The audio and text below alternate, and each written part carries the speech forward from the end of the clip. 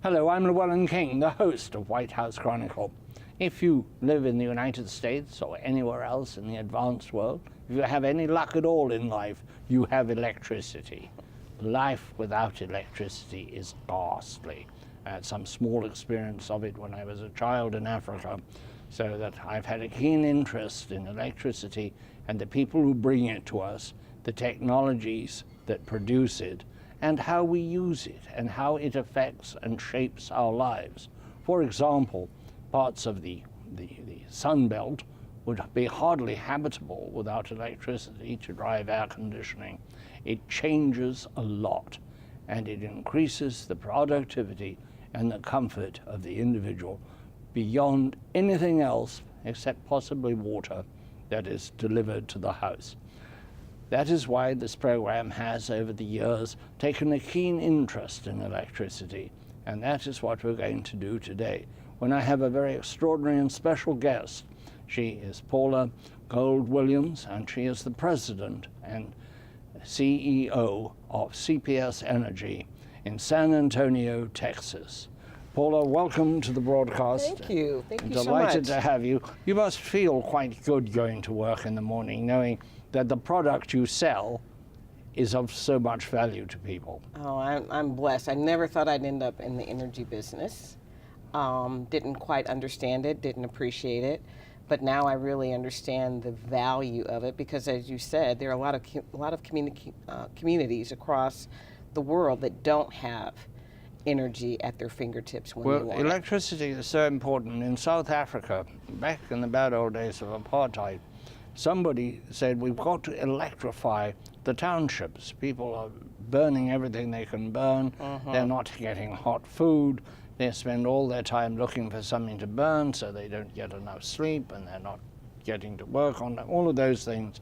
And they worked out a system where, rather than electrifying the townships, which are, terrible places in terms of construction and buildings made of corrugated iron, old street signs, whatever you can to build a shack to live in. They put a pole in the middle of the shack with the takeoff, and they had a card which was specific to each shack, so it didn't become a currency. People weren't stealing them from each other. And the quality of life went up and up and up. And the quality of life always goes up when there's electricity. Of course, you also sell gas. Yes, I do. A lot of gas. A lot. Yours is a big utility, isn't it? It's Very the big. municipal utility of San Antonio, but that has how many customers? We have 800, almost 850,000 customers on the electric side, and approaching 400,000 on the gas side. So that's a big business. Yeah. A lot of people get up in the morning and turn on something and expect it to go on. They do. And expect the stove to come on and gas to come out of it. And thank God it does. Yeah, well, and what are the challenges facing the electric supply in your community? The biggest challenge is that, which is an opportunity, is that it is time for our industry to change. It is time for technology that is available both in terms of customer products and innovation to upgrade the way that we can serve. We very much have been able to add some infrastructure now where customers have more information. We can add more sensors. We can do things that are directly related to how they consume and touch energy. And on the back end, it is more than past time for us to have new technology on how we generate power. And we've seen the industry... How you make the power. Yeah, we've seen it change tremendously, but I think there's just a whole lot more for us to do. Tell us some of the changes that are taking place. What is different about the utility now than, say, a decade ago, or certainly 2 decades ago? CPS Energy has actually been at the forefront of adding new technologies relative to wind energy and solar for close to 20 years at this point. So for us, we've been involved in it.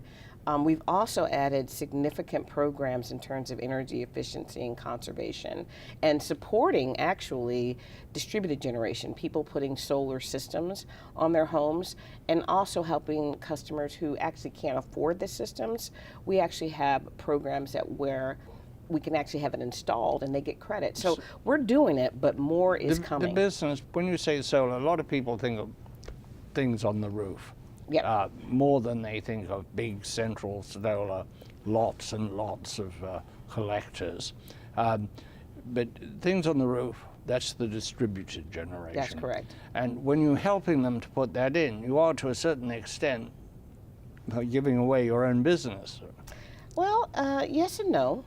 And there's a couple things that happen. I am talking about systems that are on people's homes or businesses, but we also do community solar where you can find small systems, and because some people's homes are not in the right orientation to put the system on their home, but they can buy a panel or a group of panels. So what it is energy that is close to where the energy is consumed.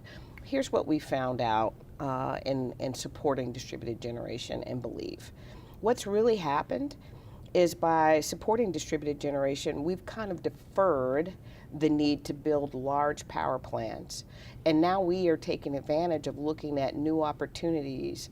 And so it's helping us not overbuild. It's helping us pay attention to technology. And so we're able to control consumption and take a better view of the landscape across the globe. And so our next decisions that we'll make in generation will be very different because we're using this time wisely. What is your mix? I mean, as they say in the trade, the mix, the different generation. Right now, if you look at us, we have it's almost in quarters, where we have about a quarter of our power in generation is coming from nuclear, a quarter is coming from coal, a quarter is coming from gas, and then we have a quarter coming from renewables and energy efficiency. And you're growing the renewables. Which do you find the most effective, wind or solar? Are they, it doesn't matter, are they co-equals? I would not say they're co-equals, but because they're just different. For us, where we're situated, what happens is wind really blows primarily at night, particularly in the central areas of Texas, which is good. We need an alternate renewable source that blows at night, and solar, of course, has to be consumed during the day when the sun is out. So we leverage both of those and utilize them because they produce power abundantly at different times of the day. Most people don't know that for electric utilities, since they first came into being, storing electricity has been a big problem. It doesn't store easily. Now the batteries are better, but they're still not perfect.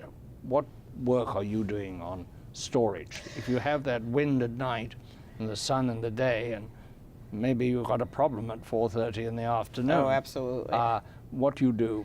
Well, we've done a couple of what we call microgrid projects where we have coupled energy storage with solar primarily, but they're usually smaller systems. They're dedicated to a particular location.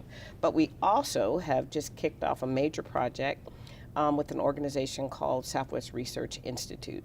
It's an applied research organization that their slogan is, we do everything from deep space to deep sea. On their property, we are installing a larger system where we will have, we are using, in this case, lithium-ion batteries and a larger solar system. The real point of it is we'll be able to modulate it. And so it could either be a 10 megawatt 1 hour duration battery, or it can be a 5 megawatt 2 hour duration battery. And the real ability for us to do it is to get better and better and better at being able to match and optimize the storage and the actual usage of the power, and then put it in the ERCOT grid for the benefit of the community. It's the Texas grid. It's the Texas grid. It's our independent system operator that actually manages all of the power for the system. And so we push all of our power through ERCOT, but it benefits our customers locally, and it'll benefit the state. Here in Washington, where you and I are talking, they have a particular problem, which is that in the summer it's very hot, very sticky, quite difficult. It used to be the British Embassy regarded it as hardship pay for the summer, which I think that was stretching it, but there you are. But the problem is the afternoons. When everybody gets home, it's hot as it blazes, there's no wind blowing, Everybody wants to turn on the air conditioning, turn on the stove, turn on the television. Turn on time starts around 4:30, 5 o'clock, right. and it goes to 7, 8, and that's a huge electric load where you don't get a lot of assistance from solar. And in this region, there's not a lot of wind at that time. It tends to die out in the afternoon. It's the reverse of what you have. And so it cries out for storage or for very clever management of the grid and buying in electricity from places that have a more favorable climate at that time of day. Do you buy in to cover your difficult times of day? Not so much because we're municipal. In Texas, you can either, if you're not municipal, your company is broken up, and so generation is separated from the wire, what we call the wires business, and customers. For us, we have generation, we have transmission, distribution, and we serve customers. For us, we have put more than enough capacity as an investment inside of the system. So most of the power, I would say 95% of the time, is coming from our systems. And because we have all the diversification that we talked about, we're able to pretty much match that up. And the only other thing I would add is that we have inside of our what we call our energy efficiency and conservation program. It's called STEP, Save for Tomorrow program. We have a very large, in comparison across the nation, a very large, what we call a demand response program. That demand response program has both individual customers and businesses that actually agree to let us control their thermostat at that time of day, what we call the peak. And when that happens, we can turn their thermostats up. You control that thermostat. We do that, and it helps us be able to match that load and need at the time. When we talk about something that you hear a lot about, smart grid. Yes. And you get a smart meter, which some people think is a spy in the kitchen. We can't see all that. Okay, well, all right, I'm glad to hear that. Very much so. The smart grid, does the utility control the flow of electricity at specific times? The way you said you do for some commercial and industrial customers? We do. Now, so there's two parts to that. The system historically, and we've been in the energy business for 158 years. We've been owned by the community for 76. It is all designed for us to control. We control the production of the energy, and then we put it out for the customers to consume. Relative to thermostats, that program is voluntary, so it's an extra premium opportunity that we have. So we do control it, but it's more control in terms of our demand response program. And what are the downsides of solar and wind? Two that come to mind are the visual impact of both of them. If you have a lot of solar panels, they're not so pretty. A lot of windmills are not so pretty. 1, 2, 3 are quite attractive. And on roofs, it doesn't matter about the solar. But when you're taking whole fields, that's a different dimension, isn't it? Well, interesting. I mean, I've been in the business now for 14 years, and I'm not a good source of saying it's not pretty. I think they're beautiful. I think energy solutions are great, but I'm beyond biased. The biggest one is the one you talked about, which is because you can't store that power, and you are at the whim, really, of weather, right? So if the wind dies down, there's going to be no creation of wind power. And if it's cloudy and rainy for a long period of time, and of course we've been seeing huge weather anomalies, so far, you won't be able to generate power from solar. If you can't generate it and you can't store enough of it effectively, that's the challenge. So when they're on, they're great, and I would even say at the peak, at the peak of the summer, to your point, when it's hot, most people think that the solar systems are definitely producing at their maximum, and the majority of the power is coming from there. But in reality, solar power is actually peaking in its best form before customers are demanding it. It's somewhere in the 3 to 4 o'clock range, when in fact, and it's starting to die down at the 5 o'clock time. So it's not absolutely able to wield it. You can't control it the way that you can fossil generation. But we'll get there. because more and more people are investing in energy storage. We'll figure it out. I'm going to take a little break for station Absolutely. identification. And when we come back, I want to ask you, how did you get into the utility business? Alrighty. How did you become an aficionado of energy? This break is primarily for the benefit of our listeners on Sirius XM Radio, channel 124, where the audio from White House Chronicle, the program you're listening to, is broadcast 4 times every weekend. The program is, as I just said, White House Chronicle, and it can be seen on 200 U.S. stations. And around the world, both the audio and the visual, on the Voice of America. It is now translated into Chinese by the Voice of America. I am Llewellyn King, and my guest today, I'm the host, my guest today is Paula Gold-Williams, the President and CEO of CPS Energy, the big utility in San Antonio, Texas. And she is about to tell us how she got into this business. Paula. Okay.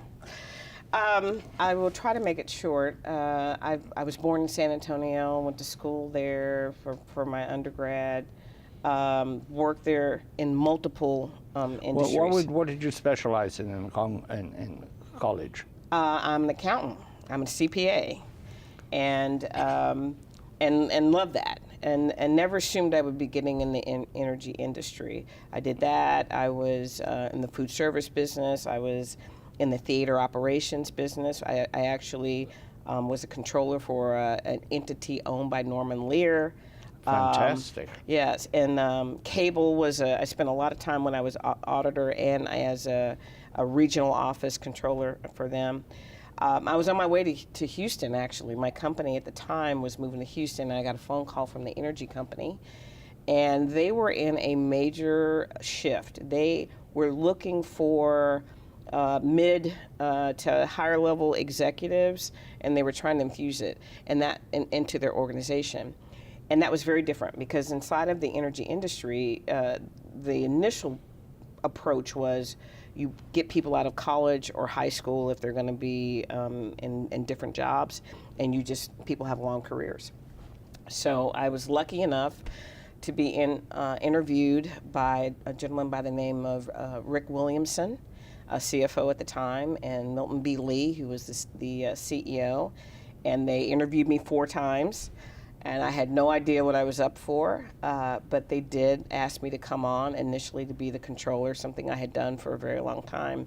Because I had done it for a long time, I knew how to run the organization, and I got the opportunity to be there when they were trying to change culture, when they were trying to change how CPS Energy looked at their people, processes, and resources. And that was kind of the most fun part. I really enjoy working with teams. I enjoy kind of the whole benefit of having people with a wide range of expertise. And somehow over the years, I've done multiple things and moved to CFO back in 2008 when it was a horrible time in the industry. And eventually got the opportunity to be the interim CEO.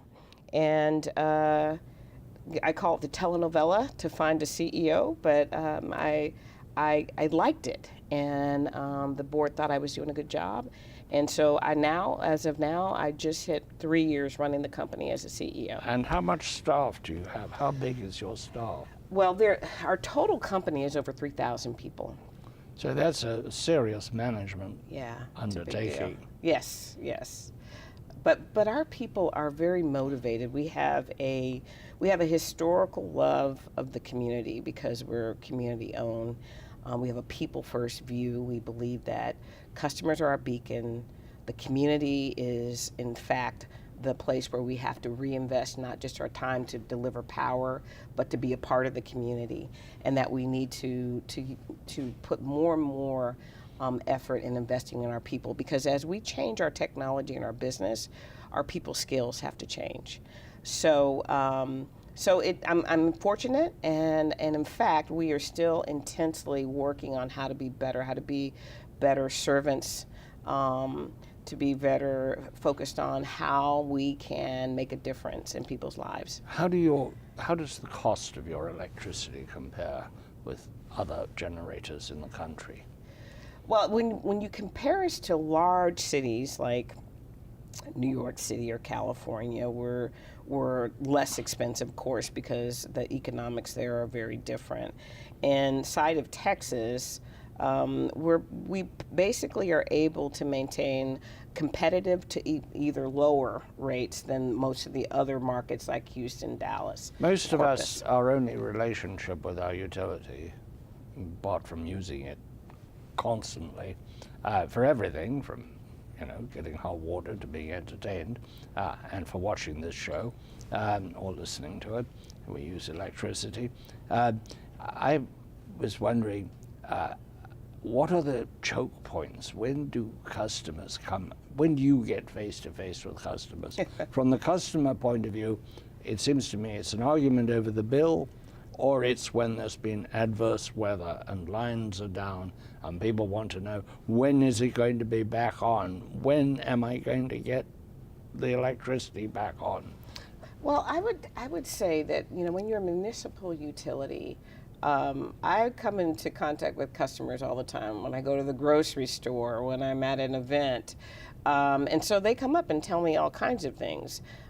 Interestingly, we've been on a mission to have better service, and I would say more and more. There's a failure, but I get more and more.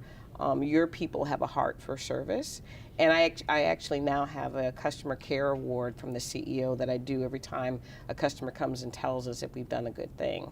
And they can get to me. People talk to me all the time, and I'll stop and listen to what they say, because that's the best way to know whether or not you're doing a good job. All that said, we don't have customer service representatives anymore. We have energy advisors. We have put more training, effort, and support into our call center. We actually call it customer success and customer engagement area. And so our energy advisors are great at resolving calls and issues for our customers. As a matter of fact, I'll say this. Most entities that have a call center, what they measure is how fast they can get the customer off the phone. They are looking all the time, can we reduce the time talking to customers so we can have more customers to talk to? For us, we don't measure that. We actually say if the call is increasing, that means our people are explaining options.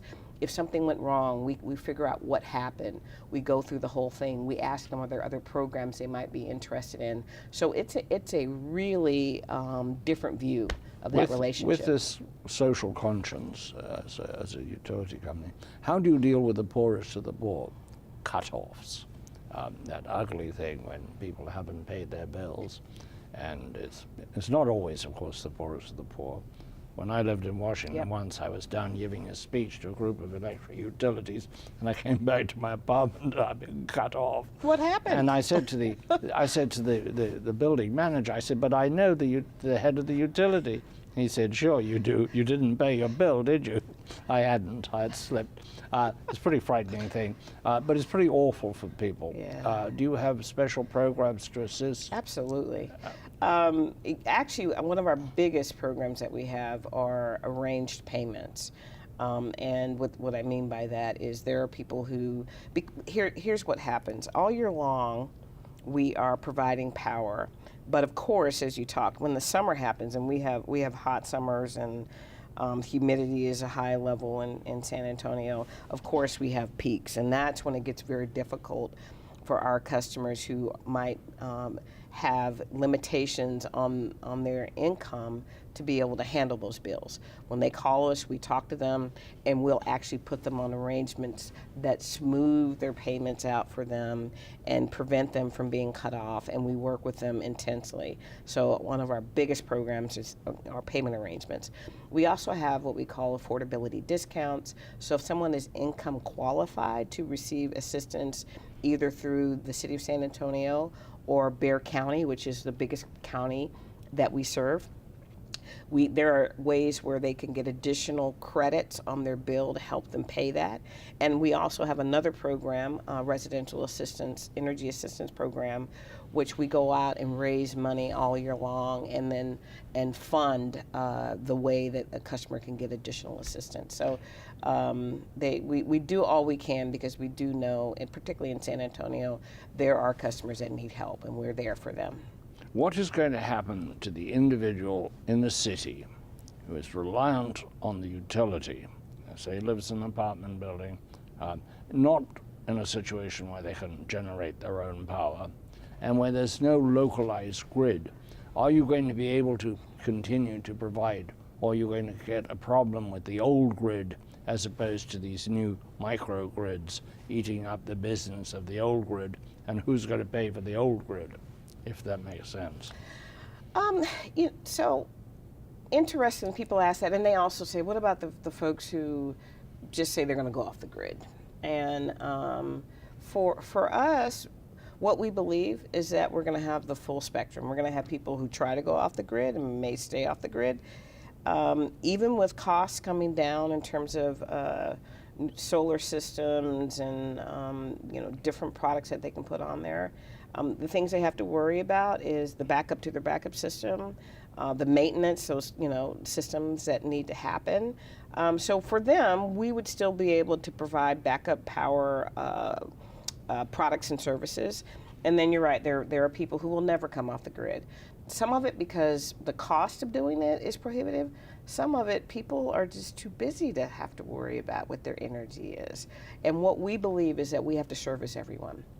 And that there won't be a time where you don't have any utility scale generation. You may have less, you may need less, but we'll also be able to help someone with their individual solar systems and do whatever they need us to do. Paula, in the little time remaining, tell me, what do you do when you're not working, and something about your family? Well, I am fortunate. I have been married to a wonderful man for almost 34 years. We met in high school. We've raised 2 wonderful women, and now we're having fun. He is actually a foodie, and he has a food blog. And so I hang out with him a lot because he knows a lot of great people who take care of us. And food in San Antonio is just amazing now. So we have a tremendously good time. And every so often I get out and I'm able to come to places like DC and across the world, Amsterdam with the Denton's group. And so we travel together and we have a great time. I hear you're on your way, when you leave here, almost immediately to Korea. Very much so. For a conference on the issues in electricity. Absolutely. It has been a great joy to have you on our Thank broadcast. You. Anytime. Paula Gold-Williams, I'll come back. it's lovely. Thank you. You will, I hope. I will. I'm sorry I didn't buy my electricity from you. You have to move to San Antonio, at least. Oh, no, just a long wire might do it. I live in New England, a very long wire. That is our program for today. Think about these things when you switch on the electricity or switch it off. It is an amazing value, an amazing commodity in every home, cooling us, heating us, and lighting our way. We will be back next week with another program. Until then, all the very best. Cheers.